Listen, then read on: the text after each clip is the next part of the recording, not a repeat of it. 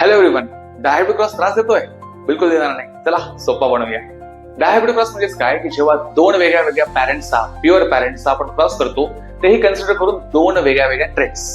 समजा एक प्लांट आपण मांडलं ज्याच्यामध्ये टॉल हाईट आणि कलर्ड फ्लावर आहे, दुसरं प्लांट मांडलं ज्याच्यामध्ये डॉफ हाईट आणि व्हाईट फ्लावर्स आहेत. ह्या दोघांचा जीनोटाइप काही capital T capital C male प्लांटसाठी, small T small C female प्लांटसाठी. गॅमेट्स पाडूयात. कॅपिटल सी मेल साठी, स्मॉल सी फिमेल साठी. कारण की ऑर्गॅनिझम डिप्लॉइड आहे तर गॅमेट्स हॅप्लॉइड असतात. गॅमेट्सचं फ्युजन केलं आणि जन्माला आला पहिला F1 हायब्रिड. तो म्हणजेच काय? Capital T capital C small C, पहिला F1 हायब्रिड.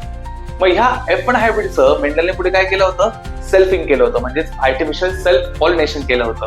त्याचाच क्रॉस त्याच्याच सोबत, म्हणजे capital T capital C small सीचा cross capital T capital C small C सोबत. आणि मग काय बघायला मिळालं? चार वेगळ्या प्रकारचे गॅमेट्स, म्हणजे मेल आणि फिमेल साठी चार वेगळे गॅमेट्स बघायला मिळाले. सर मग चार गॅमेट्सचं फ्युजन करायचं दुसऱ्या चार गॅमेट्स सोबत, पॉसिबल कॉम्बिनेशन किती होतील? 16 वेगळे कॉम्बिनेशन तयार झाले. आणि या 16 कॉम्बिनेशन मध्ये आम्हाला फिनोटिपिक आणि जिनोटिपिक रेशो काय बरं बघायला मिळाला? फार सोपा आहे. फिनोटिपिक रेशो बघायला मिळाला आम्हाला 9:3:3:1 आणि जिनोटिपिक रेशो आम्हाला बघायला मिळाला 1:2:2:4:1:1:2:1.